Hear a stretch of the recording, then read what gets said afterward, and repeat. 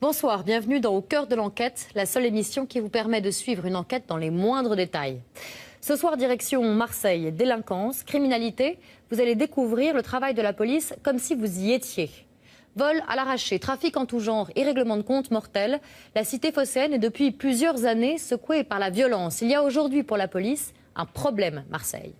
Eh bien, nos équipes sont entrées au cœur des cités, là où le trafic de drogue est devenu roi, mais aussi où le chômage explose. Car à force, cette économie parallèle qui fait des victimes par dizaines a fini par faire vivre des familles entières. Face à cette situation qui paraît inextricable, quelle est la réponse des autorités, de la police ? Comment font-ils pour infiltrer ces réseaux et démanteler les trafics pour lutter contre cette violence endémique ? Vous allez voir que des opérations d'envergure sont menées pour rétablir l'ordre dans ces quartiers. Marseille, la police peut-elle gagner la guerre contre les caïds ? C'est un film d'Anthony Hedley. Vue d'en haut, elle semble calme, paisible. Une ville somptueuse, au bord de la mer. Mais vue d'en bas, c'est une toute autre histoire.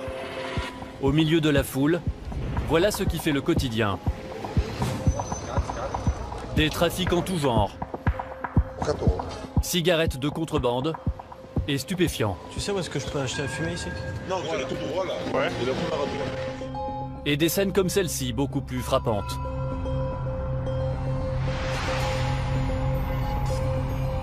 Mais au-delà des images, il y a un phénomène bien plus préoccupant. Un phénomène qui depuis plusieurs mois se développe dans les faubourgs de la ville et qui est souvent visible à la nuit tombée. Le jeune homme qui était visé a été achevé de 2 balles dans la tête. Une figure du grand banditisme abattue de... À chaque fois, c'est à l'arme lourde que les malfaiteurs opèrent. Règlement de compte à répétition. Une quinzaine de morts depuis le début de l'année. 3 corps calcinés ont été retrouvés dans une voiture en flammes. On nous les brûle. On laisse même pas quelque chose pour les voir, pour les tenir, pour les embrasser une dernière fois. Pourquoi comme ça? Pourquoi? Une série noire qui fait la une et place désormais Marseille, la deuxième ville de France, sous haute surveillance. Marseille est malade de cette violence, avec des quartiers, les quartiers nord ou les quartiers sud de la ville, qui ont été abandonnés pendant des années. Il est temps que l'État intervienne, car trop d'inertie ont duré. Mettre un terme à la violence à Marseille est devenu un enjeu majeur. Mais cela est-il possible ? C'est ce que nous avons voulu savoir. Tu habites où, toi? Quel bâtiment? Vite, vite. Quels moyens sont réellement mis en œuvre pour mener la guerre contre les caïds? On va aller chez toi faire une perquisition après. Comment mettre fin au règne des dealers? Les résultats obtenus sont-ils suffisants? 300, 1400, 1500 euros. Dis-lui qu'il faut taper là. Ouais, tape tout de suite, tape tout de suite.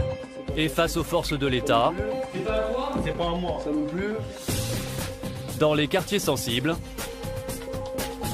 comment les trafiquants de drogue sont-ils organisés? Oui. Voilà, ça se passe comme ça. Terre. De quelle façon ont-ils transformé certaines cités en des zones quasi inaccessibles pour y mener leur propre business en toute tranquillité?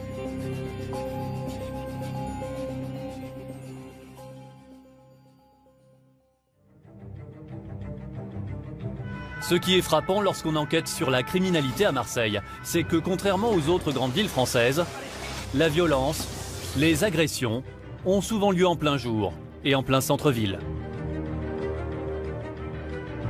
Depuis un an, la municipalité a fait installer 340 caméras de vidéosurveillance. Des images qui, vous allez le voir, sont souvent pour les forces de l'ordre un nouvel outil pour arrêter les délinquants. Non loin du Vieux-Port, au cœur de Marseille, le commissariat de Noailles. Sur les 17 commissariats que compte la ville, c'est sans doute l'un des plus exposés. Ici, le boss, c'est David Brugère. Il a été nommé commissaire il y a 1 an. Avec une mission, faire baisser la délinquance dans le centre-ville. Sous ses ordres, 500 hommes. Vous m'appelez quand vous êtes prêt. Okay. L'un des fléaux auxquels il est confronté, ce sont les vols avec violence, en particulier les vols à l'arraché. Marseille détient un triste record en la matière. 10 000 vols avec violence en 2012, 4 fois plus que la moyenne nationale. Avec en plus une spécialité locale, l'arrachage de colliers. Pour le commissaire, les images de vidéosurveillance sont parfois de précieux débuts de piste. Donc là, il fait chaud, vous avez un individu qui se balade en survêt et puis encapuchonné comme si on était en plein hiver. Il fait ses allers-retours sur un petit secteur, comme s'il était un peu en patrouille, pour guetter sa proie. La victime est là, et voilà, et c'est fini. La méthode est toujours la même. L'arracheur porte des vêtements noirs, banals, et une capuche pour masquer son visage. Il a repéré la caméra et lui tourne le dos. Il choisit sa victime, et d'un geste sec, il arrache son collier en or. Valeur de son butin, autour de 80 €. Depuis un an, David Brugère et ses hommes ont déjà interpellé 70 arracheurs. Mais c'est un combat sans fin. À Marseille, il y aurait une quinzaine d'arrachages chaque jour. Cet après-midi, l'un des hommes du commissaire a été alerté sur un nouvel arrachage. La scène s'est déroulée dans le 1er arrondissement, en centre-ville. Ces touristes espagnols marchent sans se douter de ce qui les attend. Sur le trottoir, un scooter vient à leur rencontre. La scène ne dure que quelques secondes. Le deuxième homme sur le scooter a saisi le collier de la touriste. Le deux roues a quitté les lieux aussitôt. Mais grâce à cette vidéo, les policiers ont identifié le pilote du scooter. C'est un récidiviste. Il figure dans les fichiers du commissariat. Il porte en particulier une montre et une bague qui sont très reconnaissables. Les policiers vont aller l'interpeller chez lui, mais obtenir ses aveux ne va pas être simple. L'arracheur de collier présumé le voici, il n'a que 17 ans. Mais les policiers le connaissent bien pour l'avoir déjà arrêté plusieurs fois. Il porte encore la bague et la montre qui ont permis de l'identifier. Pourtant, il va nier. Bon, tu as été reconnu comme étant le conducteur d'un scooter et le passager arrière a arraché la chaîne à une femme. Ça s'est passé... Attends, ne me dis pas non. J'ai rien conduit, j'ai pas de moto, je conduis rien du tout. J'ai rien. T'as rien? Rien. Malgré son jeune âge et la vidéo qui l'accuse, le suspect prend l'audition à la légère et n'hésite pas à provoquer le policier qui l'interroge. Je sais pas. Pardon, j'ai pas entendu ce que tu as dit. Je sais pas. Non mais qu'est-ce que tu as dit après? Je sais pas qui? Je sais pas. Frère? Je suis pas ton frère. Ça va. Non mais ne me dis pas ça va. D'abord tu es pas mon frère et tu es en garde à vue. Et devant toi tu as un officier de police judiciaire. Tu as compris? Bon, alors tu te tais et tu vas répondre aux questions que je te pose. Mais moi je suis pas ton frère. Tu as compris? Je suis pas ton frère. Je réponds pas aux questions, je réponds plus. Ne réponds plus aux questions qui me sont posées. Le policier n'est pas surpris. Dans ces affaires d'arrachage, il a très régulièrement affaire à des mineurs récidivistes qui connaissent leurs droits et qui savent qu'ils peuvent garder le silence. Bon, vous me l'attachez, lui, et il descend en jaune tout de suite. Le suspect va passer la nuit au commissariat. Et toi, arrête de me filmer parce que sur ma mère, je vais te mettre un cri dans la caméra, ça part tout droit. Demain, le jeune homme sera à nouveau auditionné. S'il garde le silence, les policiers ne pourront rien contre lui. Mais ce qu'il ignore, c'est que le lendemain, un témoin va se présenter. Dans les affaires de vol avec violence, il est rare que des personnes ayant assisté aux faits se présentent pour témoigner, par peur des représailles ou parce que les délinquants ont agi trop vite. Mais ce matin, un jeune homme est venu de lui-même au commissariat. Ce jeune homme, on l'aperçoit dans la vidéosurveillance. Au moment des faits, il était en train de lasser ses chaussures. Le scooter est passé juste devant lui, avant l'agression. Il n'a pas hésité à venir parler à la police. Si ça arrive à ma soeur ou ma mère, je serais content qu'il y ait une personne qui fasse ça pour elle. Alors, que ce soit une touriste, comme si c'était quelqu'un de ma famille, je me mets à la place de la personne cassée. Le policier lui présente une planche photo comportant plusieurs visages. Parmi eux, le conducteur du scooter. Il porte le numéro 9. Prends ton temps. Vu que c'est surtout le bas du visage, c'est lui ou lui? Par rapport à ce que j'ai vu bas, ça ressemble à un des deux. Un des deux. Je peux pas dire à 100%. Le 9 et le 5, c'est ça. L'homme hésite entre deux individus. Pour lever le doute, les policiers décident d'organiser ce qu'ils appellent un tapissage. Derrière une vitre sans teint, 3 hommes, dont le suspect de 17 ans qui porte le carton numéro 3. Le témoin les scrute, un par un. Surtout même pas le 5, c'est sûr. D'accord. Avec des pareils de couleurs. Ouais. Je crois que c'est ça. Hein? Allez, c'est bon, vous pouvez remonter. Cette fois, le témoin a clairement identifié le conducteur du scooter. Mais face aux preuves qui s'accumulent contre lui, le suspect continue de garder le silence. Donc hier en fin d'après-midi, lors de ta première audition, tu as fait le choix de garder le silence et de ne pas répondre aux questions qui t'ont été posées. Est-ce que tu persistes là-dedans ou est-ce que tu veux parler ou répondre aux questions que je vais te poser? Persiste là-dedans. Alors je persiste là-dedans. Et tu n'as rien d'autre à rajouter? Et on arrête là, hein? Pas de souci. Allez. Toujours pas d'aveu. Pour les policiers, ça se complique. Car dans ce genre d'affaires, la garde à vue ne peut excéder 24 heures. Et contrairement à ce que l'on pourrait penser, le dossier est encore mince. Le suspect a été identifié grâce à sa bague et à sa montre. Il a déjà été interpellé pour des faits similaires et un témoin l'a identifié. Seulement les policiers savent que sans aveu, ces éléments ne suffiront probablement pas à convaincre la justice. Alors pour gagner du temps, ils ont besoin d'une prolongation de garde à vue. Rendez-vous chez le procureur, au palais de justice de Marseille. À droite, en polo orange, le procureur, il a l'habitude de ce genre d'affaires. Son discours est très ferme. Jusqu'à maintenant, tu dis rien. Oui. Bon, t'as le droit. Ceci étant, si tu dis rien, nous, on a des éléments. Tu dis rien, ça va être difficile de vérifier tes alibis. Tu as plus de 16 ans, tu peux aller en détention. Tu es déjà connu pour au moins 2 affaires. Donc tu fais comme tu veux, discute avec ton avocat parce que pour le moment ça se passe mal. Donc pour ces faits-là, je te garde avec des tu restes avec des policiers cette nuit. Voilà, c'est fini, au revoir. Le jeune homme l'a compris. Maintenant qu'il a plus de 16 ans, ce genre d'affaire peut lui valoir la prison. Alors après une deuxième nuit au poste, son attitude va changer du tout au tout. Le lendemain, sur les conseils de son avocat, le jeune homme passe aux aveux. Oui, je reconnais des faits. Oui, je reconnais les faits. Question. Vous avez rencontré un groupe de touristes. Comment ça s'est fait? On était en train de rouler sur le trottoir. Oui, c'est bon. On avait une chaîne, il a mis ma main. Sur le collier? Oui. Sur le collier de la victime. Est-ce qu'elle a cédé la chaîne? Non, non, non. La chaîne, en fait, elle est tombée. Alors, la chaîne, vous êtes venu la récupérer? Oui, à la salle. Dans quelle direction vous êtes parti? En haut, vers la porte d'Aix. L'arracheur a été placé en détention dans un établissement pour mineurs pendant 1 mois, puis il a été libéré en attente de son procès. Il risque jusqu'à 7 ans de prison pour vol avec violence en réunion. Le nombre de vols de colis à Marseille a été divisé par 2 en 1 an, en partie grâce aux caméras de surveillance. Mais le phénomène reste problématique et parfois très violent. On estime que 3 kilos d'or sont volés et revendus chaque mois dans la ville.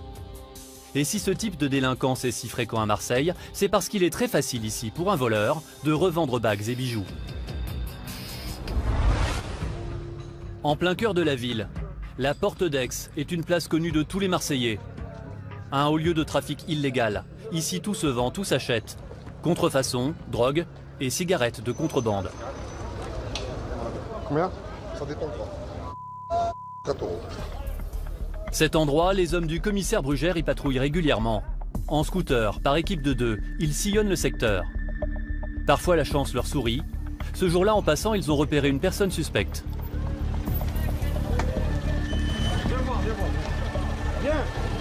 L'homme dissimule maladroitement derrière lui plusieurs boîtes à chaussures. À l'intérieur, 4 cartouches de cigarettes et des dizaines de paquets qui vont être saisis. Le vendeur est arrêté et conduit au commissariat. C'est en venant ici presque tous les jours que les policiers réussissent parfois à arrêter un revendeur. Ce qui commence à être assez agréable pour nous, c'est qu'il y a beaucoup de gens qui commencent à nous aider, à nous renseigner dans le quartier. Je ne peux pas vous dire qui, puisque ça serait compliqué pour eux. Mais on commence à avoir pas mal d'informations. Mais l'objectif du commissaire Brugère, c'est de réussir à coincer des revendeurs d'objets volés, ceux que l'on appelle des receleurs. Et pour cela, il ne compte pas sur la chance, mais sur un coup de filet minutieusement préparé. Grâce à un indicateur, le commissaire est sur un gros coup. Un suspect qui serait l'un des receleurs les plus importants de la place. Cet homme, le voici. Il achèterait notamment des bijoux volés par les arracheurs du centre-ville. Tu me reçois bien là ou pas? Ouais, 5 sur 5. Ah ok, pareil pour nous. En embuscade, les équipes du commissaire surveillent les allées et venues du suspect. Une deuxième équipe stationne dans un véhicule banalisé à quelques mètres seulement de l'individu. Dans le jargon policier, on appelle cela un soum, un sous-marin, une voiture qui permet de voir sans être vue. C'est la seule façon pour la police d'être au plus près des trafiquants, sans se faire repérer.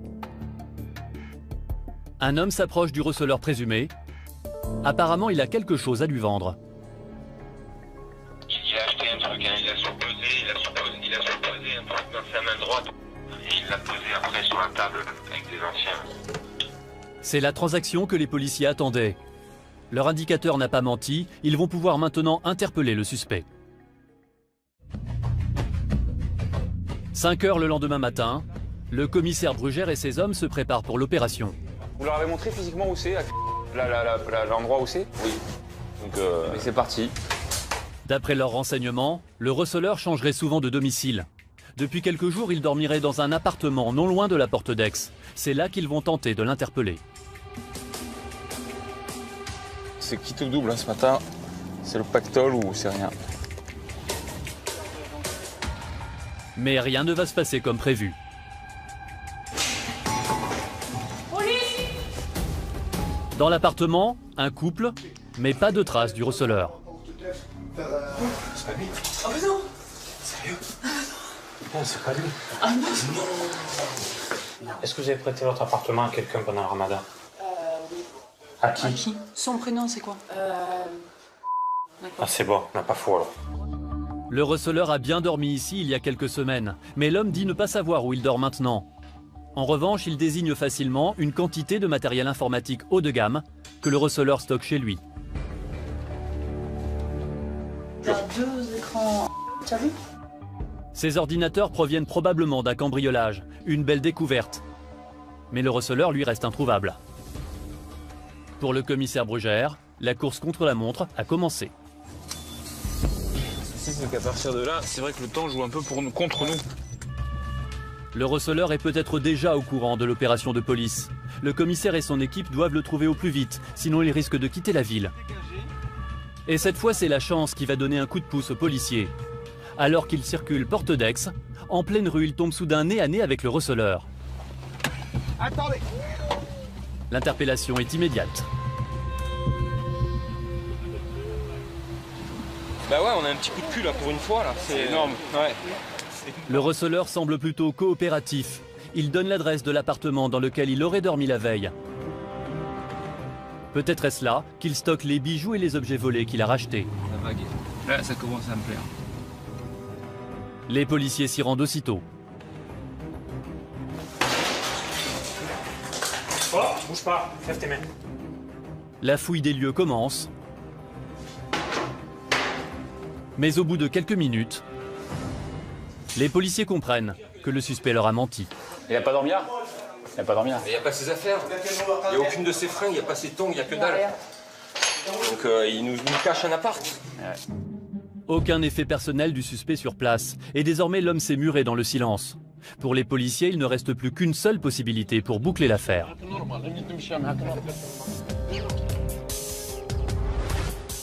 L'indicateur qui a livré le nom du receleur a aussi donné aux policiers une adresse. Elle se trouve seulement à 300 mètres de là. Les policiers décident de s'y rendre. L'immeuble est un vrai taudis. Au 6e étage, dans un appartement squatté, les policiers vont faire une belle prise. 2 complices du receleur et surtout des liasses de billets, des billets de 50 €. 1200.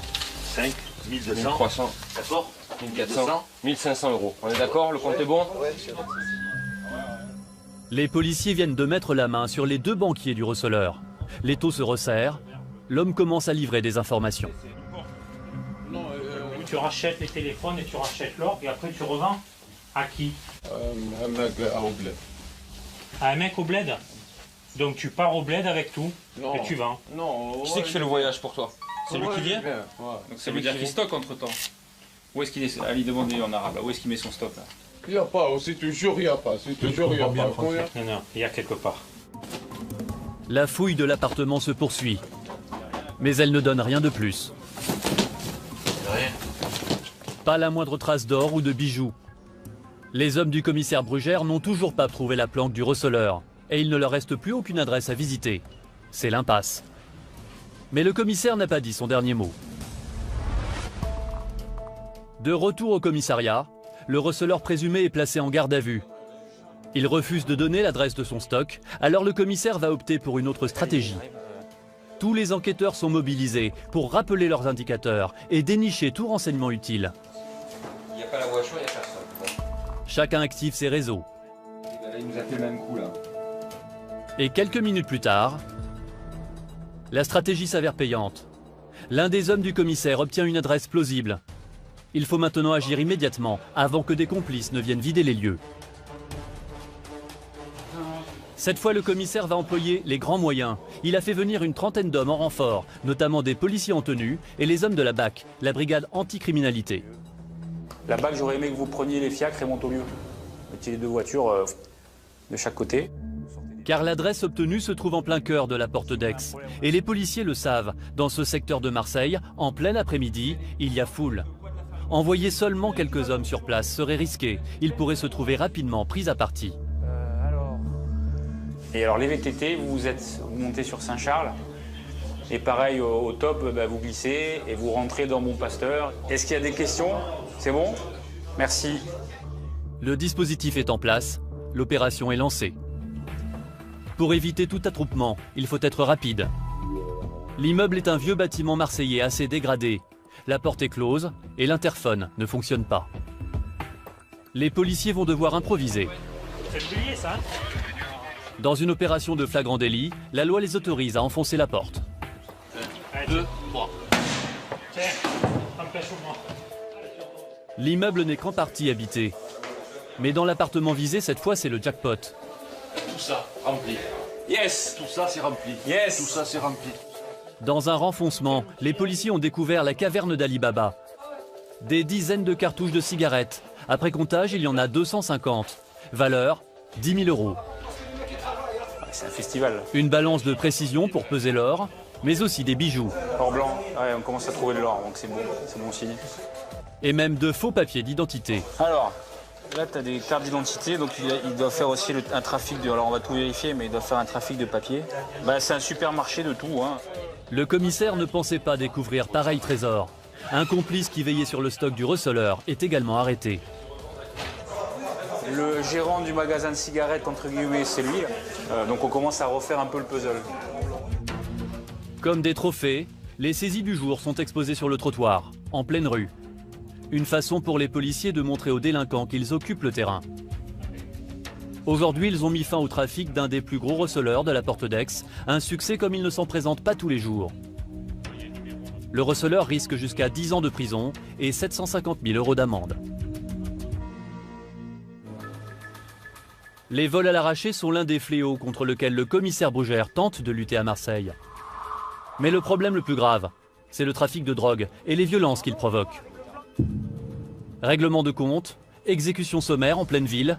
Aujourd'hui, quand Marseille fait la une des journaux, c'est presque toujours pour des faits extrêmement violents, liés aux rivalités entre trafiquants. En 2012, le département a enregistré 24 meurtres liés à la guerre des gangs. Et il y en a déjà eu 15 depuis le début de l'année 2013. Des meurtres de plus en plus souvent commis à l'arme de guerre, comme les Kalachnikov.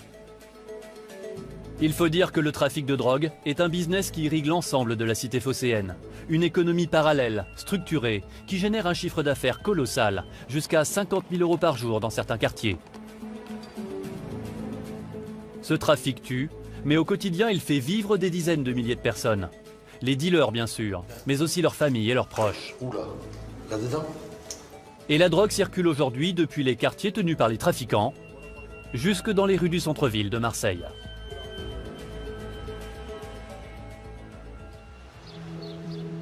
Le Vieux-Port, ses bateaux de plaisance et ses vendeurs de poissons, c'est le Marseille de carte postale, celui que connaissent les touristes. Mais rapidement, le décor change. Dans ces ruelles étroites, à seulement 100 mètres de la Canebière, les dealers sont déjà là. Et les hommes du commissaire Brugère sont bien décidés à les déloger. Mais pour y parvenir, il faut une qualité, beaucoup de patience. Depuis très tôt ce matin, 2 policières sont installées discrètement dans un appartement prêté par un habitant. Arnaud de Carreau. Depuis cette planque, elles ont une vue directe sur la rue en contrebas. Dans leur ligne de mire, un dealer présumé. Donc je répète, il a un t-shirt vert pomme, un short noir, une sacoche noire en bandoulière et des baskets noires et vertes. Donc pour l'instant, il est devant l'entrée du snack, donc il ne faut pas intervenir.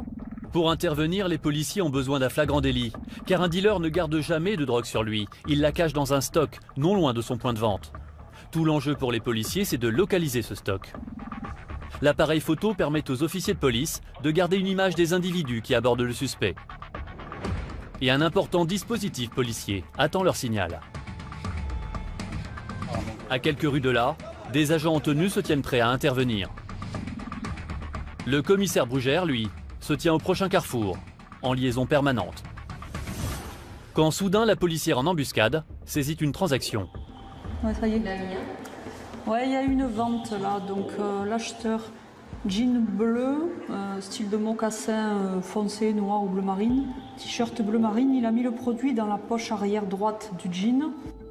Le problème, c'est que ces dealers ont souvent un comportement imprévisible. Alors que les policiers s'apprêtaient à l'arrêter, l'homme disparaît à leur vue. Il vient de pénétrer dans un immeuble. Impossible d'agir, il a pu entrer dans n'importe quel appartement. Les policiers vont devoir attendre que l'homme réapparaisse. Quelques instants plus tard, il est de retour dans la rue. Il retourne voir le couple, donc il va y avoir une vente encore. Voilà, ben là non mais il va y avoir encore transac. L'interpellation est sur le point d'avoir lieu. Mais à nouveau l'homme quitte son emplacement. Il entre dans un bar à chicha tout proche. Vaut mieux attendre 5-10 minutes, il va de toute façon ressortir. C'est reçu, Claro, alors on reste comme on avait dit au début, ça marche, reçu. Enfin, le bon moment se présente. Ouais, s'il y en a qui sont pas loin, là, il est sorti du snack, il a traversé, donc il est en face, donc ce serait pas mal de le faire maintenant. Ouais, Christophe. Ça va taper. Ouais, j'ai compris, on y va. Ouais, il est au niveau du conducteur de la Modus. Ah, faut qu'il se dépêche, hein. Faut qu'il se bouge. Ça y est, c'est bon. Tout de suite sur D8, vous allez voir quelles sont les techniques des policiers de Marseille pour retrouver les stocks de stupéfiants.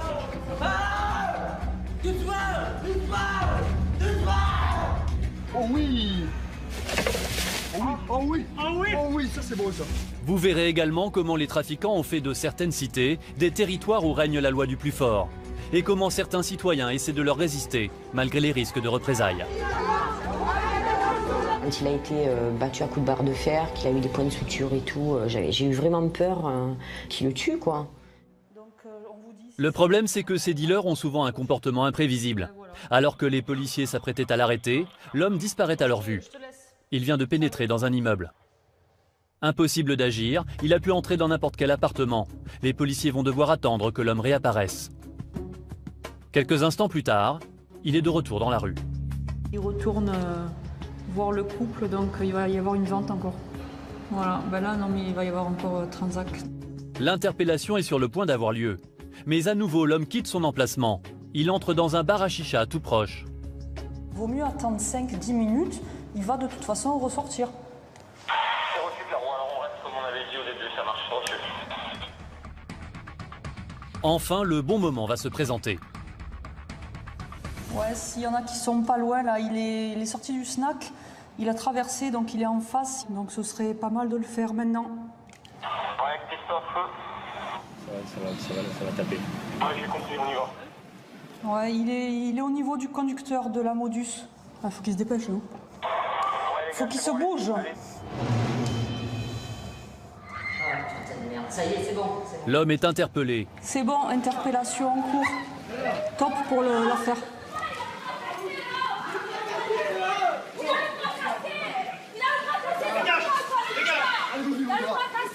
Lâchez-moi, il a le bras cassé, c'est bon. Mais ça va, il a le bras cassé.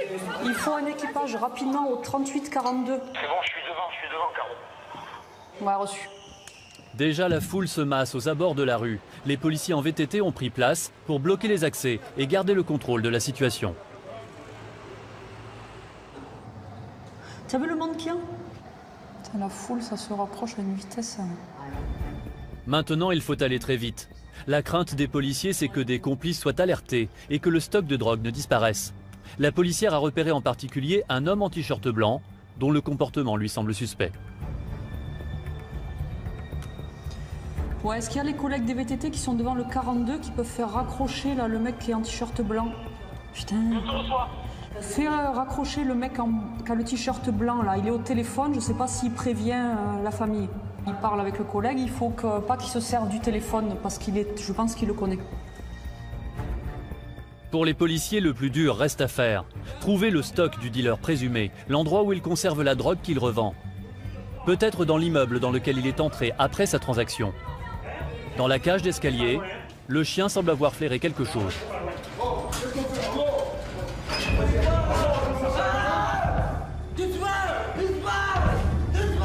Le suspect se met à hurler. Il est possible qu'il tente de prévenir un complice de l'arrivée de la police.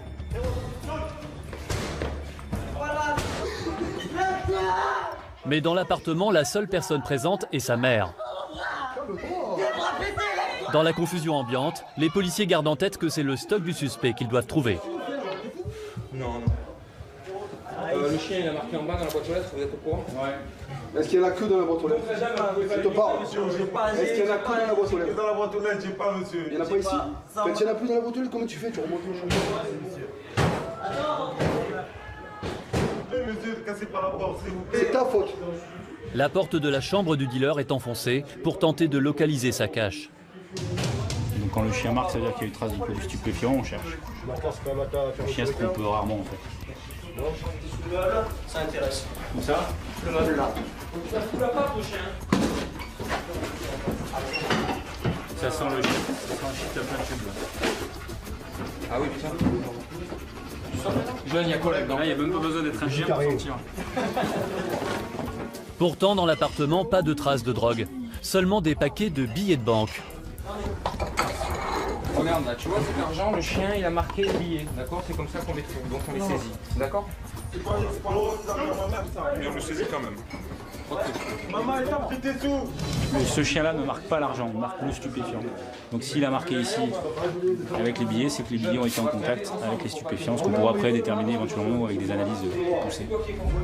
L'argent liquide est compté devant le jeune homme avant d'être saisi à son tour. 2200 €. Pourtant, les policiers en sont sûrs. Le dealer conserve forcément un stock de drogue, non loin de son point de vente. C'est dans la boîte aux lettres que le chien renifleur avait marqué que les policiers trouvent enfin ce qu'ils cherchaient. Mais bien sûr que non, c'est pas à toi, évidemment que c'est pas. C'est pas à moi. Non, c'est pas à toi, sûr. Ça non plus. C'est pas à toi? C'est pas à moi. Ça non plus. C'est pas à toi. Tu vas passer un mauvais moment avec nous, toi. Ça, c'est ce qu'il y a dans ce livre. C'est pas à moi. Tu vas apprendre à nous connaître. Du shit et de la coke. Mais ce jeune homme dit que ce n'est pas lui. De la cocaïne et quelques barrettes de cannabis. Un bon début, mais les quantités sont faibles. Les policiers pensent qu'il existe une cache plus importante ailleurs. Pendant l'interpellation, un autre groupe de policiers a perquisitionné le bar à chicha tout proche, dans lequel le dealer s'est rendu lorsqu'il était sous observation. Ils y ont découvert une grande quantité de drogue. Des barrettes de résine de cannabis. Ça, c'est des barrettes à 20 ou 30 €. Ça a été trouvé derrière le comptoir sur le compresseur. 18, 19, 20, 21 et 22 et demi. Il y a là pour 600 € de résine de cannabis. Le patron du bar à chicha est aussitôt arrêté. Le fait de trouver cette drogue dans son établissement permet de le fermer immédiatement pour trafic de stupéfiants. Oui, c'est bien, ça montre que nos efforts ont payé, qu'on n'a pas passé tant d'heures à surveiller pour rien. Et alors que les policiers s'apprêtent à quitter les lieux, une nouvelle information va faire rebondir l'affaire. Un policier a reçu un appel anonyme. Quelqu'un affirme que la mère du dealer s'est débarrassée de quelque chose, juste avant l'arrivée de la police tout à l'heure. Les collègues ont été informés que, apparemment, c'est la mère de l'interpellé. Quand elle a su que son fils était interpellé, elle a balancé sur le toit de l'immeuble un sac, donc ça peut être intéressant. La seule façon de vérifier l'information, c'est de remonter dans l'appartement. C'est Renou. Asseyez-vous, madame. Qu'est-ce qu'on cherche? Un sac qui aurait été jeté par, a priori, la mère. La mère aurait jeté un sac par la fenêtre. Nous sommes au 5e et dernier étage. Il n'est pas tombé dans l'arrière-cour? L'un des hommes du commissariat se lance sur le toit. C'est au-dessus, Chris. Ah, génial. Quand soudain... Oh oui! C'est bon, il a vu. Il y a effectivement un sac plastique sur le toit. Oh oui! Oh oui! Oh oui, ça c'est beau ça! Des pains de cannabis, une balance de précision et un couteau pour trancher la drogue. Un petit nécessaire du parfait dealer. Cette fois, c'est la mère du suspect qui va devoir s'expliquer. Mais sachez, c'est vous qui avez jeté ça, madame. Non. Si, madame. Vous avez été vu par un témoin, c'est vous qui avez jeté ça. Non, monsieur, excusez-moi. Ne vous expliquez même pas, madame, ne vous excusez pas. Je suis votre cas. Je vous jure que j'y suis rien. Je sais même pas qu'est-ce qu'il fait. Je te crois pas. C'est pas la peine, je te crois pas. J'ai rien à voir dans tout ça, monsieur. Non, j'ai dit une voix. La mère aurait donc bien entendu les cris de son fils et tenté de cacher la drogue sur le toit. Elle doit être entendue par les enquêteurs. Mais dans l'appartement, ses enfants en bas âge ont assisté à son arrestation. Le commissaire tente de les rassurer en leur expliquant la situation. Quel âge tu as? C'est ton frère? Et quel âge tu as, toi? 3 ans. Et ça va, tu fais pas de bêtises à l'école? Non. C'est vrai? Faut bien obéir, hein. Mais pourquoi non? Parce que elle a fait quelque chose de pas très bien, donc on l'a récupéré. Il faut pas mentir à la police. Toi, t'as une tête à pas faire des bêtises. Commissaire, c'est difficile quand il y a des enfants présents. Oui, carrément, carrément. En plus, ils sont en bas âge. Là, on a récupéré tout le noyau familial, le petit frère, la sœur, la mère. Mais bon, on n'a pas le choix, hein, donc on trouve des solutions, on s'adapte. Mais c'est pas très réjouissant. Ça, c'est pas très réjouissant. Et vous faites la peine? Bah, c'est mon métier. Hein. On a tous des enfants. Les enfants sont pour rien là-dedans. Hein, donc, quelque part, ils sont pris un peu en otage par la situation dans laquelle la famille se trouve. Pendant l'absence de la mère, c'est la fille aînée qui s'occupera des plus petits. Un point de vente de drogue neutralisé au centre-ville, de l'argent et des produits stupéfiants saisis, l'opération est une réussite. Fin de journée, toute la brigade est rentrée au commissariat. Dans la guerre qui les oppose aux trafiquants, les policiers ont le sentiment ce soir d'avoir gagné une manche. C'est pas tout, il a si joli corps, monsieur. Le commissaire Brugère prend le temps de remercier chacun de ses hommes. Quand on est policier, c'est ce qu'on recherche. On recherche à attraper les voleurs, récupérer de la drogue, interpeller. C'est ça le boulot de flic, c'est ça. Donc c'est important de voir aussi ce qu'on a récupéré pour tout le monde. On voit un peu le fruit du travail collectif. Le travail collectif se mesure ce soir sur une balance. Ce sont les pains de résine de cannabis qui ont été saisis dans l'appartement du dealer. Ça passe bien au moins. Il y a 450. 570, 69, 570 grammes, un peu plus de 1200 € de marchandises. Mais arrêter un petit dealer, ça ne sert pas à grand chose. Un autre le remplacera rapidement. Alors le lendemain, les interrogatoires vont commencer avec un objectif, obtenir les aveux du dealer et du patron du bar à chicha, et surtout en apprendre le plus possible sur le réseau qui les alimente.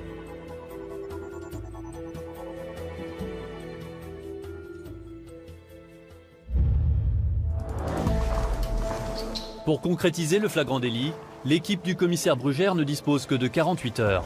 C'est la durée de la garde à vue des 3 interpellés.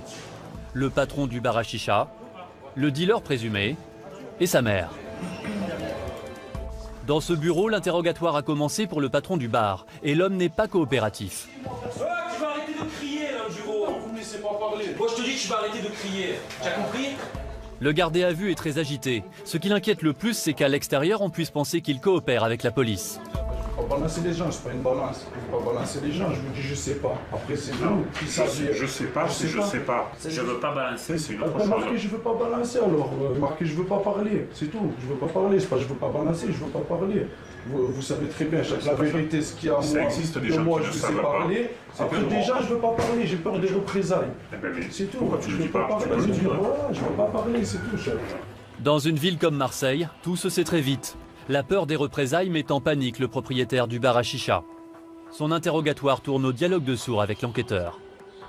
À quelques mètres de là, l'audition du principal mis en cause, le dealer, a commencé elle aussi, en présence d'un avocat commis d'office.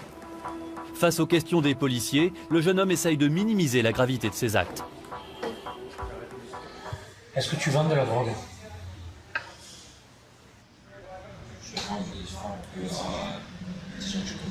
Oui, je vends que des gens que je connais. Quel genre de drogue tu vends? Qu'est-ce que tu vends comme drogue? Il existe de nombreuses sortes de drogues, je souhaiterais savoir ce que tu vends comme drogue. On va montrer ce que ça va être entre moi. Je te pose des questions. Ça va être laborieux, va être long cette audition. Ouais. C'est pas comme ça que ça fonctionne. Et tu ne piégeras pas de cette façon. Nous on t'a piégé, nous on t'a mis dedans. Tu as voulu jouer, c'est bien. Ça a marché un moment, ça t'a permis de ramener pas mal de choses et ça t'a permis d'améliorer beaucoup le quotidien à la maison. Maintenant tout ça c'est fini. Donc je te demande quel genre de drogue tu vends. Ça dépend. Si quelqu'un a besoin de ça, je fais ça sur le je reviens. Les quartiers nord, ce sont les cités du nord de la ville, la plaque tournante du trafic de drogue à Marseille. Du shit. Voilà, ça c'est une repose. En réalité, cet aveu ne coûte rien au jeune homme. Lors de la fouille de son domicile, les policiers ont déjà trouvé de la bœuf, c'est-à-dire de l'herbe, les feuilles séchées de cannabis, et du shit, de la résine de cannabis présentée en barrette. Mais il y avait plus grave. Souvenez-vous, dans la boîte aux lettres de la famille, ils ont également retrouvé des paquets de cocaïne. Un trafic qui pourrait aggraver le cas du dealer. Est-ce que tu as déjà vendu autre chose que de la bœuf et du shit?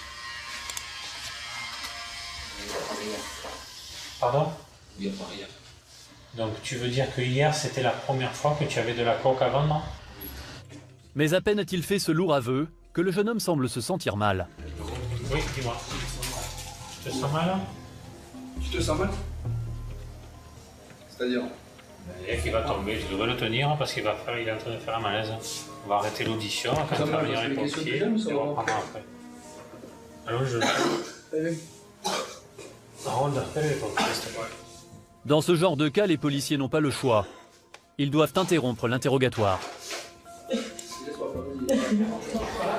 Notre individu qui a des soucis de toxicomanie, il doit avoir un peu l'effet de manque qui joue, mais je pense aussi qu'il en rajoute un peu, qu'il est en train de simuler un malaise, puisque lorsque les interpellés malheureusement sont malades ou sont souffrants, on est obligé de mettre fin à leur audition, voire à leur garde à vue, pour les transférer à l'hôpital. C'est une stratégie pour gagner du temps, dont ils ont connaissance et qu'ils n'hésitent pas à employer lorsqu'ils sentent que le vent est en train de tourner pour eux.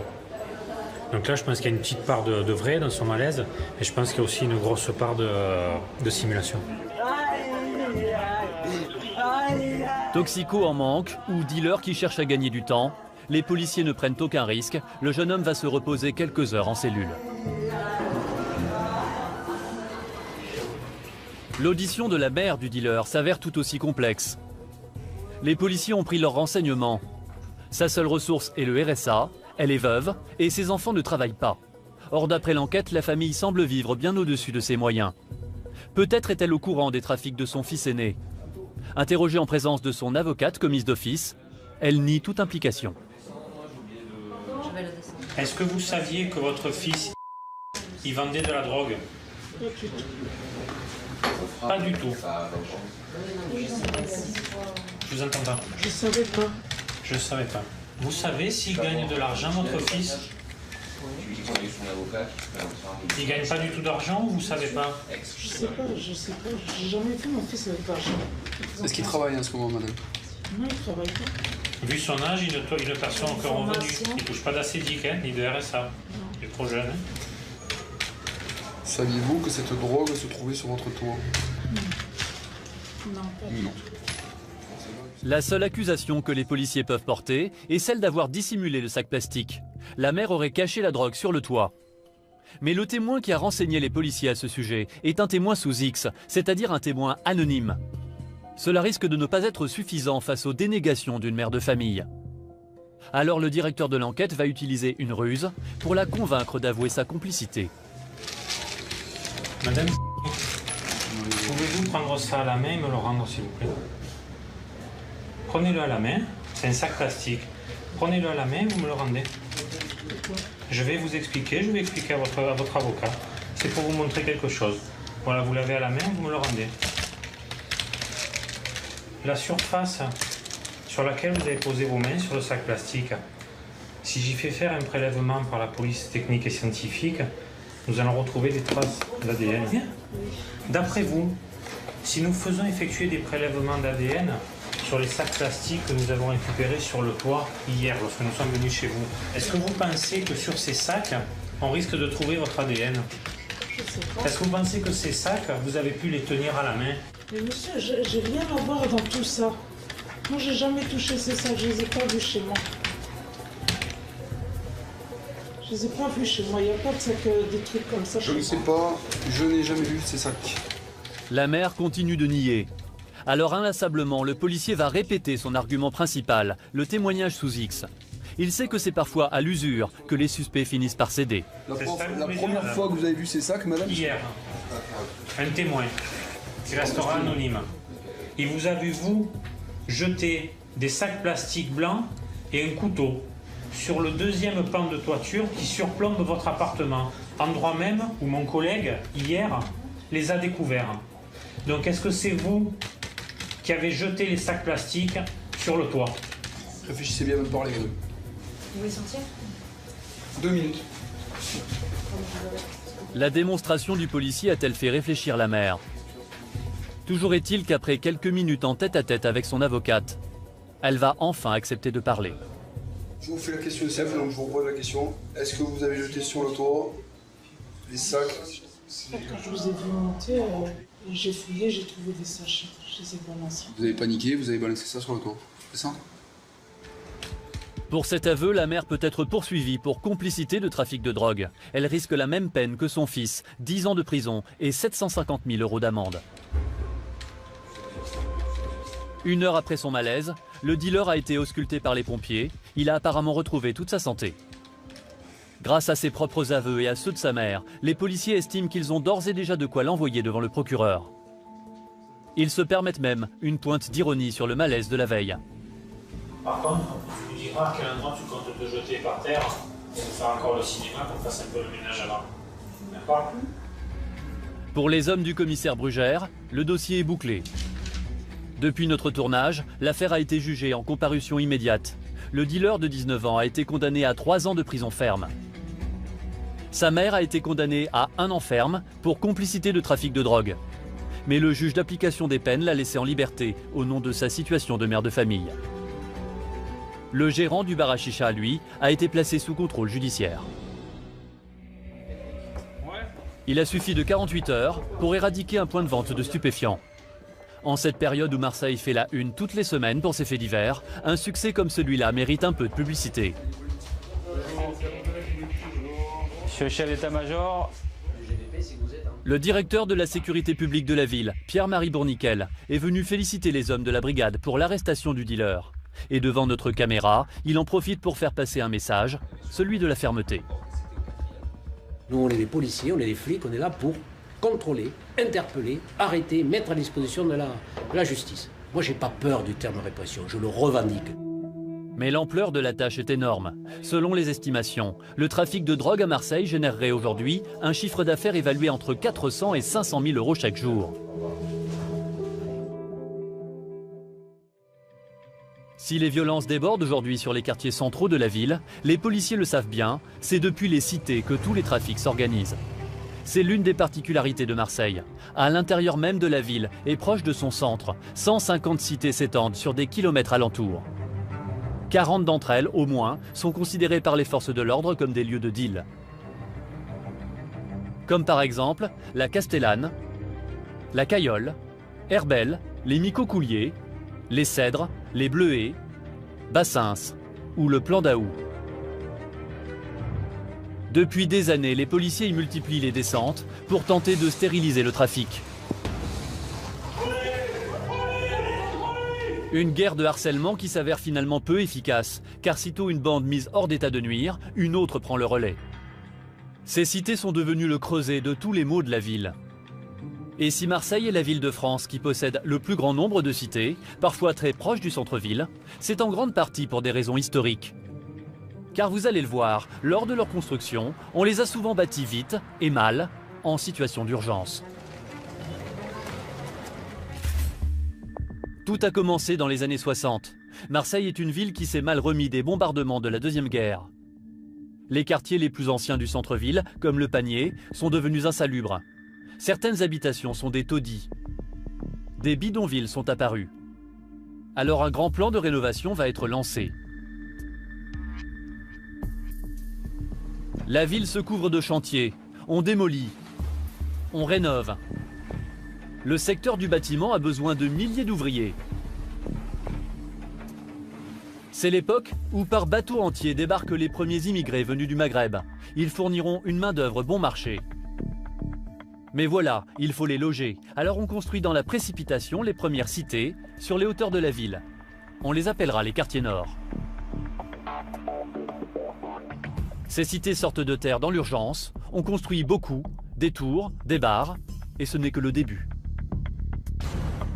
En 1962, l'indépendance de l'Algérie pousse dehors plus de 800 000 pieds noirs. La moitié d'entre eux arrivent par Marseille, par avion, par ferry, avec femmes et enfants. Plus de 150 000 s'installeront durablement dans la ville. Il faut loger une armée de sans-toit. Alors dans les années 60 et 70, on va construire à nouveau, très vite. En mettant à leur disposition un bloc d'immeubles en construction dans la banlieue de Marseille, le gouvernement s'est appliqué à parer au plus pressé. Dans ces zones, qui étaient jusque-là rurales, d'énormes bâtiments de béton apparaissent, des cités souvent closes, fermées sur elles-mêmes, des villes dans la ville. De futurs ghettos, qui partant de crise et de chômage, vont devenir un repère idéal pour les trafiquants, 40 ans plus tard. Aujourd'hui, plus de 300 000 personnes vivent dans les cités de Marseille. Ceux qui en avaient les moyens sont partis vers des horizons plus souriants et la pauvreté est restée seule sur place. Dans ces quartiers, le taux de chômage bat des records, plus de 40% par endroit. Et les trafics en tout genre sont devenus une économie parallèle qui génère chaque année des millions d'euros et permet à de nombreuses familles de survivre. Du coup, les dealers se sont appropriés ces territoires et la police n'y pénètre qu'avec prudence pour des opérations coup de poing. Bloc, tu es placé en garde à vue pour des faits de trafic de stupéfiants. Pour la seule cité de la Castellane, par exemple, le trafic de cannabis rapporterait 50 000 euros par jour. Alors depuis un an, le ministère de l'Intérieur a déployé de nouveaux moyens pour tenter de mettre un terme à la criminalité galopante. Aux 3200 policiers déjà présents à Marseille, se sont ajoutés plus de 300 hommes. Un hélicoptère de la gendarmerie survole désormais les cités quotidiennement, à très haute altitude, de jour comme de nuit, équipés de caméras infrarouges. Grâce à ces caméras, en toute discrétion, les policiers marseillais observent les trafiquants. Ils étudient leurs réseaux, des réseaux parfaitement structurés. Tout ça, c'est quand même bien organisé, bien hiérarchisé. C'est pas quelque chose de complètement anarchique. On est sur des personnes qui ont des rôles définis, des rôles de guetteurs, des rôles de vendeurs, des rôles de gérants d'un plan, c'est-à-dire d'un point de vente. Tout ça pour des têtes de réseau, avec une rémunération qui est prévue, faite aux guetteurs, aux charbonneurs, donc le charbonneur étant celui qui vend au gérant du plan, avec la prise en compte notamment du repas, tout ça. On a vraiment à faire. Ils ont des pauses déjeuner, des tickets restaurants. Exactement. Il n'y a pas de tickets restaurant, mais on a effectivement pris en compte le sandwich du midi, le kebab de midi, comme il était indiqué, qui leur est défrayé pour pouvoir assurer la continuité du plan, puisqu'on est sur des plans qui marchent H24. Un guetteur, il peut gagner entre 70 et 80 euros par jour. Le vendeur, ça peut aller jusqu'à 150 à 200, 300 euros par jour.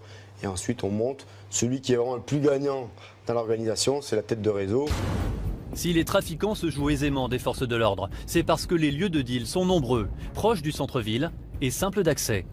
Rien de plus facile pour les acheteurs que de se rendre dans ces supermarchés de la drogue et repartir avec une barrette de résine de cannabis. Alors comment fonctionne le deal et le trafic de l'intérieur? Nous en avons fait nous-mêmes l'expérience. Le quartier de la Belle de Mai, à la frontière des quartiers nord. Nous tournons en caméra cachée. Et dès l'entrée, on s'aperçoit qu'ici, acheter des stupéfiants est d'une très grande facilité. Tu sais où est-ce que je peux acheter à fumer ici? Non, voilà, tout droit là. Ouais. Et la première à droite. Excuse-moi, est-ce que tu sais où est-ce que je peux acheter à fumer ici? Donc 42 à droite. Tout de suite sur D8, vous allez voir comment les dealers ont transformé certaines cités marseillaises en marché de la drogue à ciel ouvert. Il y a moyen d'acheter quelque chose ou pas? Tu veux pas du shit? Vous verrez également que pour enrayer le trafic de stupéfiants, les forces de l'ordre appliquent désormais une nouvelle stratégie. Elle est baptisée « Approche globale ». Exceptionnellement, nous avons pu filmer de l'intérieur une opération coup de poing sur l'une des cités les plus chaudes de Marseille. Allez, bougez pas, mettez la main derrière le dos. Donnez-moi la main, monsieur. Si les trafiquants se jouent aisément des forces de l'ordre, c'est parce que les lieux de deal sont nombreux, proches du centre-ville et simples d'accès. Rien de plus facile pour les acheteurs que de se rendre dans ces supermarchés de la drogue et de repartir avec une barrette de résine de cannabis. Alors comment fonctionne le deal et le trafic de l'intérieur? Nous en avons fait nous-mêmes l'expérience. Le quartier de la Belle de Mai, à la frontière des quartiers nord. Nous tournons en caméra cachée. Et dès l'entrée, on s'aperçoit qu'acheter des stupéfiants ici est d'une grande facilité. Tu sais où est-ce que je peux acheter à fumer ici? Voilà, tout droit là. Ouais. Et la première à droite. Excuse-moi, est-ce que tu sais où est-ce que je peux acheter à fumer ici? Dans 42 à droite. Salut les man. On m'a dit qu'il y avait de quoi fumer ici. Il y a moyen d'acheter quelque chose ou pas? Tu veux quoi du shit? Un truc bien quoi. T'as de la weed? 2 dealers sont installés ici. Un simple matelas leur sert de comptoir improvisé. Ça c'est vrai? Ouais, c'est des pochons de vin de shit. Ça c'est un pochon de vin. Bon, je vous embête pas plus longtemps. C'est bon. Si merde les mains. Des dealers qui se livrent en toute impunité au trafic de drogue. C'est un tableau devenu banal à Marseille. Mais pour les habitants des quartiers, c'est une situation de plus en plus difficile à vivre au quotidien. Nous nous rendons à Fontvert, dans les quartiers nord. Nora Preciosi est adjointe au maire de Marseille. Issue d'une famille de 13 frères et sœurs, c'est une enfant des quartiers. Elle a grandi ici et elle a vu petit à petit son environnement se dégrader au fil des ans. Bonjour, ça va? Tu vas bien et toi? Ta mère, ça va, la famille? Notre caméra attire les regards et il n'est pas forcément bien vu ici de parler aux journalistes. Mais Nora est chez elle, pas question de se laisser impressionner par les provocations de quelques jeunes qui la toisent du regard. Qu'est-ce qu'il a, lui? Qu'est-ce qu'il a? Qu'est-ce qu'il y a? Tu as un problème? C'est la joue voyou, là. Mais qu'est-ce que je m'en fous? Tu crois que j'ai peur? J'ai pas peur, moi. Ben, il me fait... Le mec, là. Et en plus, il est même pas de la cité. Ça va? Ça va, alhamdoulilah. Comme de nombreuses familles ici, celle de Nora a été touchée par la violence des règlements de compte qui secouent régulièrement la cité phocéenne. Ah ben ici, il y a eu 3 règlements de compte, même si c'est pas 4. Et j'ai un neveu, je veux pas trop en parler, mais il a été tué juste là. Voilà, là, il a été tué, mon neveu, là. Je peux pas aller là-bas, hein, Voilà, juste là. Là, ça fait 1 an. Là. Le 5 avril 2012, le neveu de Nora, Ilias, 25 ans, a été abattu au volant de sa voiture en plein centre de la cité, à 2 pas de chez lui. Un guet-apens. Ses assassins ont bloqué le véhicule et ne lui ont laissé aucune chance. En fait, là, il y a les 2 barrières, là. Et ils avaient mis une barrière comme ça aussi. Ça fait quand il a voulu faire marche arrière, il n'a pas pu, il a été coincé. La police enquête toujours sur cet assassinat. La victime est soupçonnée d'avoir appartenu à un réseau. Les enquêteurs privilégient la piste d'un règlement de compte en relation avec le trafic de drogue. Pour Nora Preciosi, le constat est simple. Les cités sont aujourd'hui complètement gangrénées par le trafic de stupéfiants. Vous avez des gens qui en vivent ici. Vous avez des gens qui en vivent. Et vous avez des réseaux. Vous en avez. Vous en avez. Voilà. Tout ce qui m'inquiète, c'est qu'il y a la mort après. C'est ça, moi, mon neveu, peut-être qu'il a été pris par un groupe de jeunes à savoir ce qu'ils lui ont fait. Et puis voilà, hein. À la cité Fontvert, comme dans tous les blocs alentours, le système mafieux s'est installé et impose sa loi. Il offre à des jeunes sans emploi la possibilité de gagner beaucoup d'argent facilement. Alors que nous traversons la cité, nous apercevons un groupe de jeunes au bas d'un immeuble qui nous observe. Nora nous le confirmera, ce sont des guetteurs, des choufs comme on les appelle. Ils ont entre 14 et 17 ans et ils sont payés jusqu'à 50 € par jour pour alerter les revendeurs de drogue. C'est une patrouille de police s'aventure jusqu'ici. Nora nous met en garde. Ouais, ça va. Ok. Ne les filme pas trop là-bas, hein? Ils aiment pas les caméras ici, hein? C'est facile à celui qui va venir acheter. Le bourgeois qui va venir acheter son pétard, c'est pour se mettre à l'aise dans la société. Mais le petit qui vend, c'est la mort au tournant. Toutes ces mères-là qui perdent leurs enfants, il faut les soutenir, il faut faire quelque chose. C'est pas possible. On ne peut plus vivre dans la peur et dans cette société. Cette peur est entretenue par les trafiquants. Elle permet à leur business de prospérer et pèse comme une menace contre quiconque s'y oppose. Pourtant, certains ont décidé de combattre le règne du deal.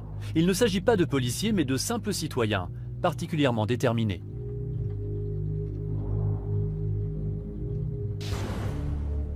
Dans la cité voisine, Saint-Barthélemy, Céline est une mère de famille qui a osé s'opposer aux trafiquants.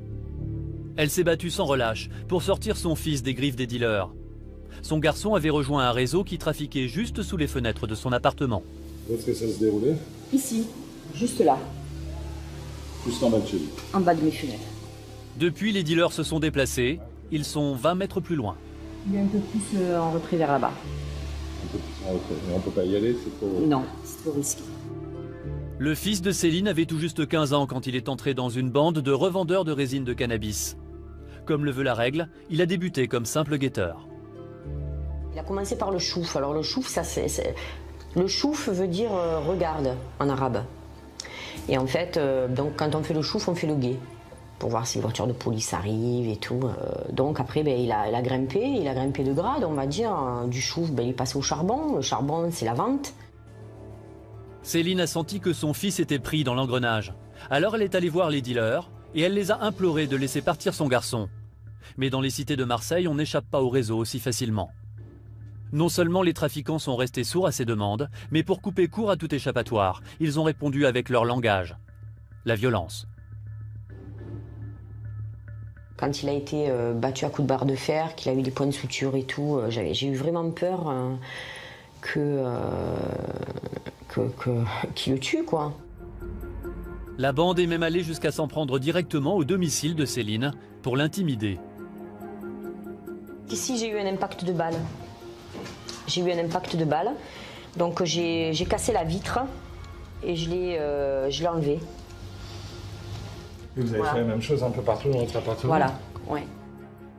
Dans ce genre de cas, la plupart des maires de la cité sont bien obligés d'avouer leur impuissance. Mais Céline, elle, a pris une décision surprenante. Elle s'est rendue au commissariat pour dénoncer son fils.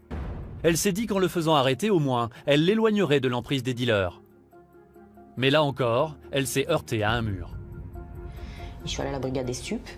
J'ai expliqué que mon fils était dans le réseau. La police m'a dit « Madame, débrouillez-vous, votre fils a le QMR2 ». Donc j'ai demandé de l'aide à la police et la police m'a dit « Débrouillez-vous avec eux ».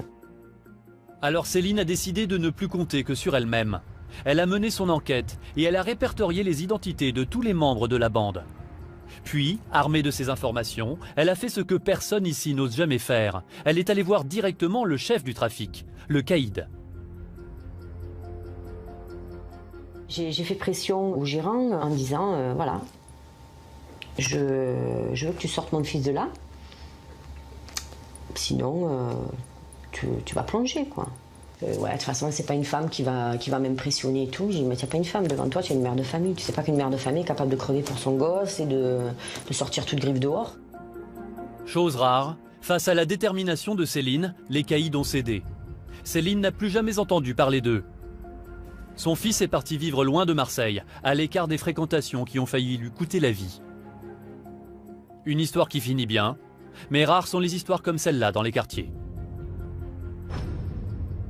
Dans la cité phocéenne, les femmes qui ont perdu un fils, un neveu ou un proche victime du trafic de drogue se comptent désormais par dizaines. En mai dernier, c'est avec l'énergie du désespoir que certaines de ces mères, qui pleurent leurs enfants assassinés, ont défilé dans la ville. Monsieur le Président Hollande, on a voté pour vous, s'il vous plaît, aidez-nous! Aidez-nous, s'il vous plaît! Parmi elles, Baya Sideki. Son fils était un gamin des cités comme il y en a des milliers ici à Marseille, un gamin victime de la guerre des gangs. Faut arrêter tout ça.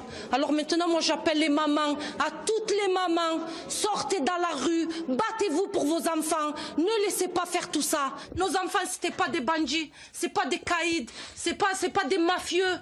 Hein? C'est des petits jeunes perdus, des petits jeunes qui attendent un boulot, des petits jeunes à qui on a promis du travail et tout. Il n'y a rien. On les laisse pourrir dans les quartiers nord de Marseille. Parce qu'on dirait que les quartiers nord de Marseille n'existent pas. On dirait que les quartiers nord de Marseille, il n'y a pas dans la carte de Marseille les quartiers nord. Le 15 mars 2013, Nabil, le fils de Baya, a été assassiné de façon particulièrement violente. Le corps du jeune homme a été retrouvé dans le coffre d'une voiture calcinée, non loin de la cité Fond-Vert où il habitait. Nabil venait tout juste d'avoir 19 ans. On nous les brûle. On laisse même pas quelque chose pour les voir, pour les tenir, pour les embrasser une dernière fois. Pourquoi comme ça? Pourquoi ce massacre? Tué puis abandonné dans la voiture à laquelle on a ensuite mis le feu, un mode opératoire devenu classique à Marseille. Ici, on appelle ce genre de meurtre un barbecue. L'incendie du véhicule permet aux assassins d'éliminer toute empreinte et toute trace d'ADN. Une quinzaine de meurtres associés au trafic depuis le début de l'année. Comment stopper cette criminalité qui, comme une épidémie, gagne chaque jour un peu plus la ville?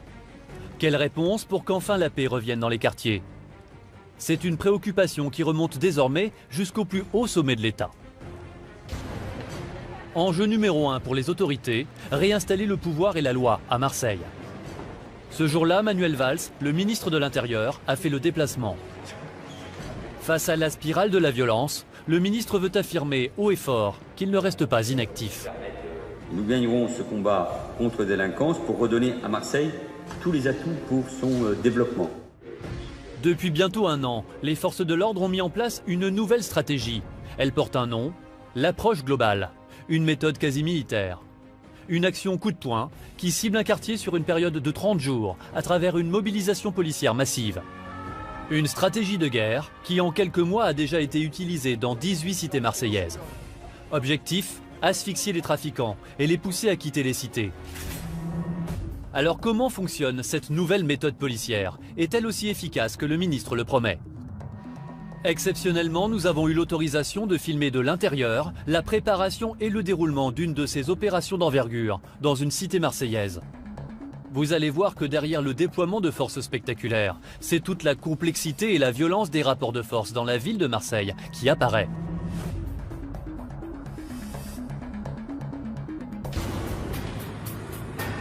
Jusqu'à la dernière minute, le quartier ciblé a été tenu secret.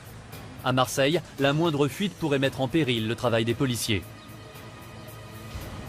Le jour dit, nous avons rendez-vous dans les quartiers sud de la ville, entre la célèbre prison des Baumettes et les magnifiques calanques de Sormiou.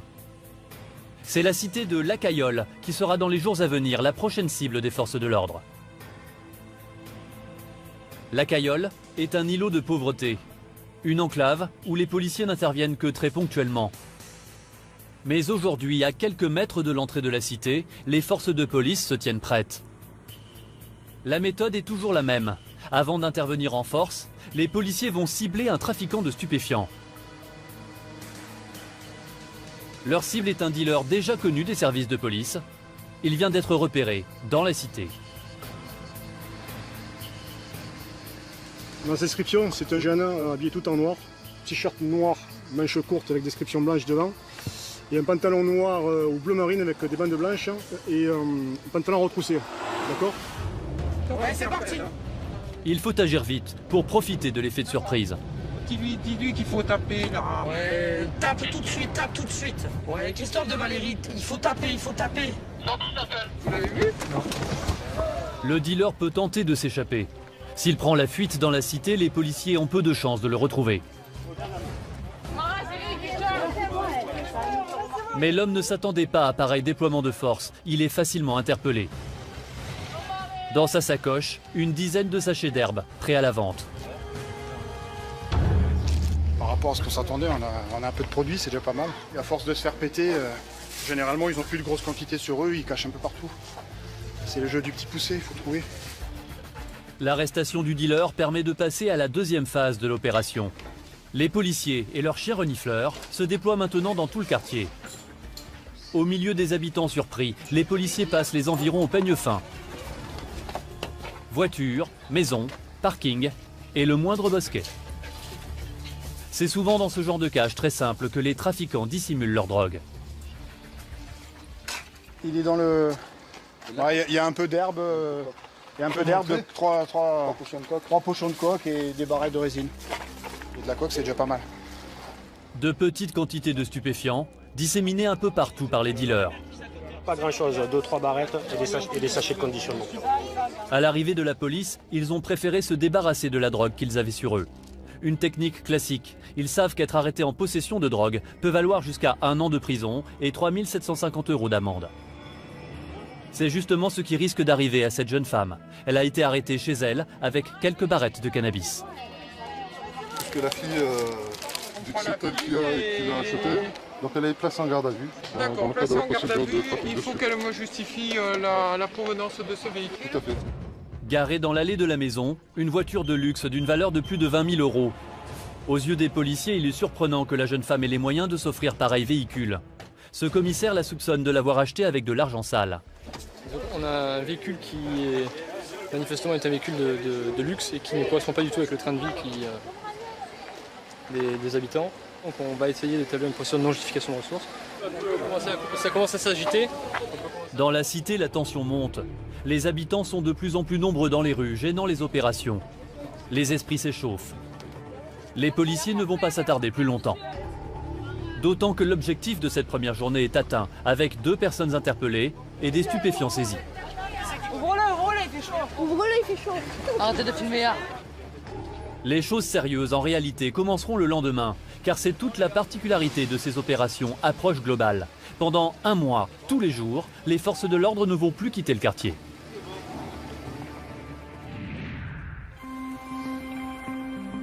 Deuxième jour de l'opération sur la Cayolle. Au commissariat central de l'évêché, tous les grands patrons sont présents. Le préfet de police, le directeur de la sécurité publique et les 3 commissaires en charge de l'approche globale de la Cayolle. Les consignes sont très claires. De ce qui rentre et de ce qui sort. Inutile de vous dire que l'objectif aujourd'hui, c'est de contrôler à tout va et d'interpeller dès qu'il y a lieu. Allez, bonne chance. Au deuxième jour, les opérations passent à la vitesse supérieure. La cité de la Cayolle va voir débarquer désormais des moyens humains et logistiques impressionnants. 150 hommes mobilisés, dont une compagnie de CRS. Des motards pour intercepter d'éventuels délinquants en fuite. Et même un hélicoptère qui filme et guide en temps réel les policiers sur le terrain. D'ordinaire, dans la cité, les délinquants sont chez eux. Mais en quadrillant le terrain, les forces de l'ordre veulent reprendre le pouvoir. Elles vont fouiller chaque recoin du quartier. Le commissaire Kevin Roche et ses 30 hommes font partie des forces qui ont investi la cité. Ils viennent d'interpeller un homme recherché depuis longtemps pour plusieurs vols avec violence. C'est quelqu'un qu'on est content d'avoir récupéré. Sans la présence massive des policiers, intervenir ici aurait été difficile. C'est le cas également dans les endroits obscurs comme les caves et les parkings. Des endroits où le plus souvent on retrouve les véhicules volés. Alors elles n'étaient pas là il y a 2 jours, elles ont été signalées, c'est quand, il y a un week-end, sur un mariage, sur un cortège de mariage, ils faisaient les imbéciles avec. Des motos volées, mais ce n'est pas tout. Juste à côté, une arme de gros calibre. Dans ce renfoncement, on vient de découvrir un fusil à pompe. Moto, fusil à pompe et même un gilet pare-balles, le parfait attirail du braqueur. Elle sera plus en circulation. Donc on est content d'être tombé dessus. À Marseille, dans les cités, il y a de plus en plus d'armes lourdes en circulation. Les trafiquants n'hésitent plus à les utiliser dans leur règlement de compte. Et la présence policière n'empêche pas les violences. Ce jour-là est d'ailleurs une journée noire. Le matin même, un Marseillais de 24 ans a été exécuté par un commando de 4 hommes à La Ciotat. Et à l'instant même, pendant l'opération, on apprend un 2e assassinat dans les quartiers nord. J'ai entendu sur les ondes qu'on avait été alerté pour aussi un règlement de compte au niveau du 13e arrondissement. Donc voilà, pour l'instant, je n'en sais pas plus. La victime a été mitraillée à bout portant dans sa voiture par 2 hommes à moto. Le fait divers aura d'autant plus de retentissement dans les médias que la victime, Adrien Anigo, 30 ans, était le fils du directeur sportif de l'OM. Ce règlement de compte est le 15e depuis le début de l'année à Marseille. Et les opérations coup de poing menées par la police n'y sont peut-être pas pour rien. Le préfet Jean-Paul Bonnetin suit minute par minute les opérations sur le terrain. Et selon lui, les descentes de police répétées depuis 1 an ne sont sans doute pas étrangères au regain de violence entre les gangs. Les saisies de drogue et d'argent créent des problèmes, créent des tensions. une interpellation, une incarcération d'un trafiquant de stupéfiants donne envie à d'autres de prendre la place. Donc oui, il est clair que nos opérations sont de nature à déstabiliser le trafic. Et qui dit déstabilisation peut dire parfois exacerbation des tensions entre bandes rivales. Dans la cité de la Cayolle, les opérations se poursuivent. L'approche globale ne se limite pas à la police. Appuyés par les forces de l'ordre, d'autres services d'État sont mobilisés. Les douanes, mais aussi l'URSSAF et les services sociaux. Des services qui pénètrent à nouveau dans un quartier où bien souvent, plus aucune loi, plus aucune règle ne s'applique comme ailleurs. Kevin et ses hommes escortent maintenant une équipe de la répression des fraudes. Ces fonctionnaires ont pour mission de contrôler les restaurants du département, mais ils n'osent jamais s'aventurer dans la cité d'habitude. Le gérant de cet établissement ne s'attendait pas à pareille visite. Par le visage. Par le visage. Il n'y a jamais eu aucun contrôle dans ce restaurant. L'état des cuisines n'est clairement pas en accord avec les normes sanitaires. Il y a des moisissures sur les frigos. Ça, c'est pas bon, ça. Vous êtes en activité, vous recevez de la clientèle. Ça, c'est pas bon pour le client, ça. Il y a des bactéries qui peuvent se répandre sur les frigos. Surtout si vous ne mettez pas des couvercles, si vous laissez des denrées comme ça, les bactéries se posent un peu partout, et après, votre clientèle est malade. Donc, nous, notre rôle, c'est que la clientèle soit pas malade. C'est pas entretenu, c'est pas nettoyé. Entouré des policiers, l'agent de la répression des fraudes peut travailler normalement, comme il le ferait n'importe où ailleurs. Ça, c'est pas bon. Monsieur, la poubelle, vous la fermez ou vous l'enlevez. Si c'est pas fait, parce que nous, on va revenir, si c'est pas fait dans les délais que nous faisons prescrire, 15 jours, un mois, je sais pas trop, c'est de la verbalisation. Ça va aller vite. Merci. Un contrôle qui se terminera par une amende pour plusieurs infractions relatives à l'hygiène.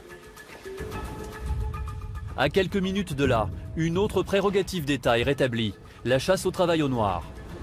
Escortés par les forces de l'ordre, ce sont cette fois des inspecteurs de l'URSSAF qui ciblent un restaurant du bord de mer. Nous sommes à l'extérieur de la cité, mais les forces de l'ordre savent que d'ordinaire, aucun contrôle sérieux n'a lieu ici. Bonjour madame. Ce restaurant, situé dans un cadre paradisiaque, contraste avec l'état de délabrement général du quartier. Rapidement, les inspecteurs découvrent plusieurs infractions. À commencer par cette serveuse, qui n'est tout simplement pas déclarée. Vous êtes salarié de l'établissement? Non. Je suis bénévole. C'est une association aussi? Être bénévole dans un restaurant, bien sûr, c'est impossible et illégal. Il s'agit donc bien de travail au noir. Dans cet établissement, la gérante semble avoir d'autres choses à cacher aux contrôleurs de l'URSSAF. Elle tarde à leur fournir les documents de comptabilité qu'ils ont demandés. Moi, ce que je veux, c'est que vous donniez les papiers aux Oui, d'accord, personnes et après, on va. voilà. Finalement, la gérante coopère, elle fournit les documents. En particulier le ticket qui doit répertorier les recettes de la journée. Aux yeux du contrôleur, la fraude est désormais manifeste. Il n'y a rien dessus. Non mais voilà pourquoi la difficulté pour l'obtenir. Pas une seule vente de boissons sur le ticket, alors qu'en terrasse, il y a beaucoup de clients. Vous avez vu comme moi-même le nombre de tables qu'il y a, le nombre de personnes qui sont en terrasse pour tout ce qui est limonade. Donc nécessairement, on devrait avoir plus que ce qu'on m'a donné.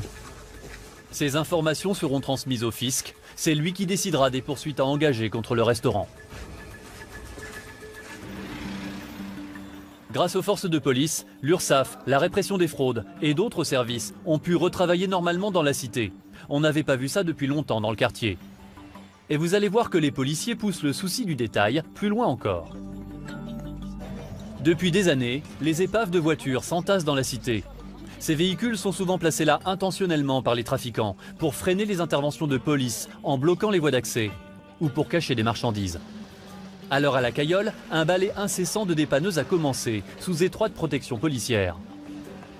Mais les délinquants ne sont pas loin, et ils vont montrer aux forces de l'ordre que ce territoire est toujours le leur. La voiture qu'il a enlevée tout à l'heure, là, ils l'ont poursuivi par là-bas, ils l'ont braqué. Un dépanneur vient de se faire voler l'épave qu'il transportait en sortant de la cité. D'accord, non, mais je comprends. C'est juste pour savoir. Il y a 206. À la plaque. 4 jeunes ont forcé le conducteur à déposer le véhicule. Les voleurs ont eu le culot de dérober la voiture en pleine opération de police. Pas question de les laisser partir avec leur butin. va aller faire un tour pour essayer de la voir, en sachant que c'est une voiture qui de toute façon est immobilisée et ne roule pas. Donc, Le commissaire Roche n'aura pas à chercher bien longtemps. Oui, capitaine, on suit le dépanneur parce qu'en partant avec une des voitures qu'il avait enlevées, il se l'est fait détrousser sa voiture. Elle est là, la voiture. Pourquoi voler une voiture dont les pneus sont crevés et l'abandonner quelques mètres plus loin? Le commissaire Roche a sa petite idée. A priori, c'est pour nous montrer que, voilà, que la cité elle leur appartient et qu'ils ne laisseront pas faire. Mais donc, bon. Le signalement des voleurs a été envoyé par radio. 4 hommes, plutôt jeunes, dans une 206 verte. En temps normal, ils auraient sans doute été impossibles à rattraper. Mais en ce moment, 150 policiers quadrillent la cité. Les voleurs sont rapidement repérés. Ils sont à Vaucanson. Vaucanson. Les 4 hommes sont interpellés quelques minutes plus tard par les CRS. Allez, bougez pas, mettez la main derrière le dos. Donnez-moi la main. Cette fois, au jeu du chat et de la souris, les policiers ont gagné. Pendant un mois, ce ne sont plus les délinquants qui feront la loi à la Cayolle.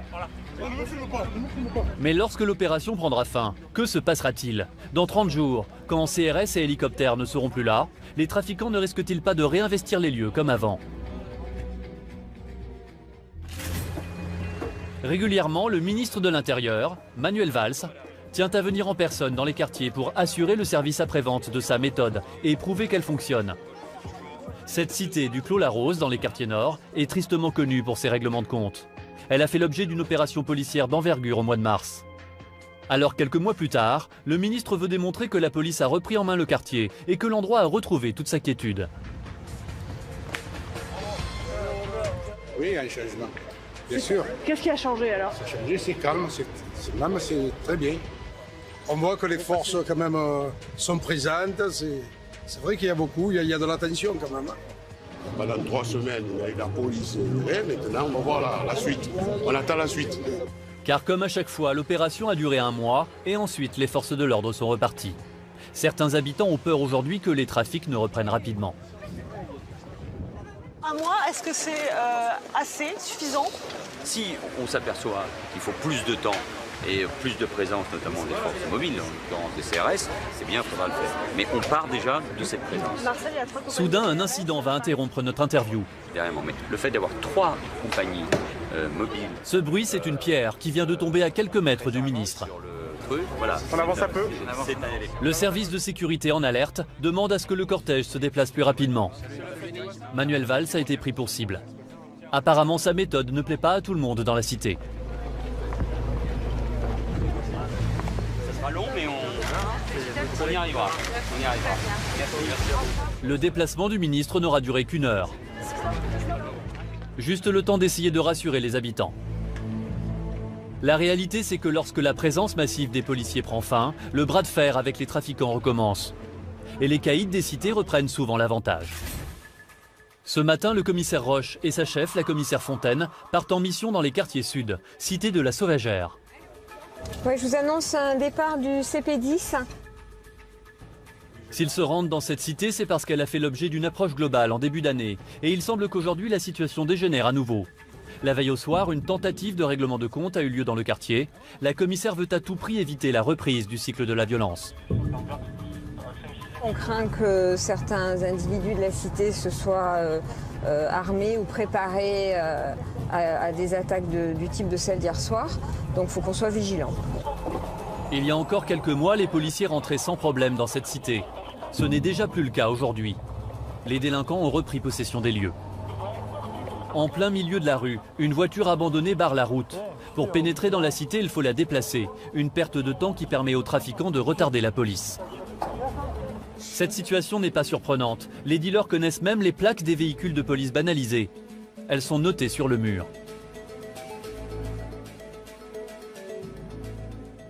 C'est une façon de nous faire savoir qu'ils savent comment on travaille, qu'ils savent qui on est, qu'on est démasqué. C'est un petit jeu du chat et de la souris.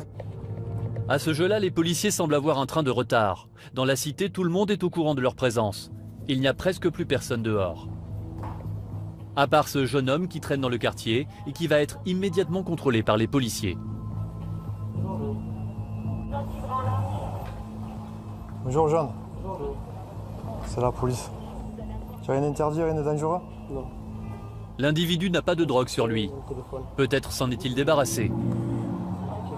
Mais en fouillant également les parties communes et les caves, les policiers vont cette fois faire une découverte surprenante. TI 130, bravo, à l'écoute. Au bloc 16, on vient de trouver un sac avec des rouleaux de pièces de monnaie. Ouais, bah écoutez, c'est très bien. Il s'agit sans doute du butin d'un braquage commis la semaine dernière dans un supermarché du coin. Effectivement, ce sont des rouleaux de pièces qu'on trouve souvent dans les supermarchés ou dans les magasins. Et voilà, donc effectivement, on peut penser que c'est une part du butin. En tout cas, ça n'a pas grand-chose à faire dans une cave. Le sac sera transmis à la police scientifique. Si de l'ADN y est retrouvé, les policiers pourront peut-être remonter jusqu'aux auteurs du vol à main armée. C'est le fond de caisse pour... Depuis l'approche globale réalisée dans cette cité, 48 personnes ont été interpellées. Mais de l'avis de certains habitants, la situation n'a pas vraiment changé. On n'est plus en sécurité ici, c'est fini, hein. Ça y est, hein. Non, il faut que ça change. Hein. Bon, en tout cas, on va continuer à venir, madame. Si ça vous rassure. Oui, ça rassure. Eh ben voilà, c'est notre boulot et ben on va continuer. Moi, j'ai rien contre. Hein. Non. Revenir chaque fois que c'est nécessaire, c'est un début. Mais est-ce suffisant pour éradiquer les trafics? À ce jour, une vingtaine de cités marseillaises a fait l'objet d'une approche globale. Un mois d'intervention policière lourde. Sont-elles toutes retombées aujourd'hui entre les mains des dealers? Pour en avoir le cœur net, nous sommes retournés dans l'une des toutes premières cités nettoyées, l'une des plus dures aussi, la cité de Bassens. Dans les quartiers nord, la cité de Bassens est l'une des cités les plus chaudes de Marseille. Il y a 2 ans, un terrible fait divers avait fait la une des journaux. 3 corps calcinés ont été retrouvés dans une voiture en flammes. Dans la même soirée, 3 hommes tués par balle avant d'être brûlés dans une voiture. À l'origine de ce massacre, le trafic de stupéfiants. Bassens est l'une des plaques tournantes de la drogue à Marseille. Les dealers sont ici chez eux depuis longtemps et ils ne se cachent pas. Dans cette vidéo diffusée sur Internet l'année dernière, ils se mettent en scène en singeant les postures des gangs américains. On est là, les frères. Allez, voilà, les petits. Le titre de cette vidéo est sans équivoque, Touchyland, comprenez le pays du cannabis. Allez, voilà. Comme ça que ça se passe à Marseille, le quartier les plus hardcore de France. Les dealers exhibent fièrement produits stupéfiants et liasses de billets. Dans leurs mains, plusieurs milliers d'euros. Pour ces jeunes, vendre de la drogue est un métier. C'est un métier, il faut être sociable et commercial. Il faut garder le sourire. Mais au début de l'année, pendant un mois, les trafiquants ont perdu la main. La police a investi en force la cité. Bilan 40 personnes interpellées, 5 kilos de cannabis saisis. Alors où en est-on aujourd'hui ? Lorsque nous arrivons à Bassens, nous sommes rapidement prévenus par 2 jeunes hommes qui ont vu notre caméra. Nous pouvons filmer dans la cité, mais pas partout. Du doigt, le jeune homme a désigné à quelques mètres un groupe aligné contre le mur. Les dealers. Ils nous tolèrent tant que nous restons à distance. Quelques mètres plus loin, l'ambiance est bon enfant. Ce jour-là, la cité de Bassens fête ses 50 ans. Tous les habitants sont venus. Il y a même des élus locaux comme Samia Gali, sénatrice originaire de la cité. Bassens est-elle devenue pour autant un quartier comme les autres? Pas si sûr. À quelques mètres de là, nous apercevons un jeune homme, muni d'une petite sacoche. C'est un dealer en pleine transaction. Personne n'y prête attention, un peu comme s'il faisait partie du paysage. À Bassens, la vie a donc repris comme avant. Les habitants cohabitent à nouveau avec les trafiquants. Est-ce que les opérations de police récentes gênent les trafics? C'est certain. Mais dans les cités dans lesquelles nous avons enquêté à ce jour, les dealers semblent avoir encore le dernier mot.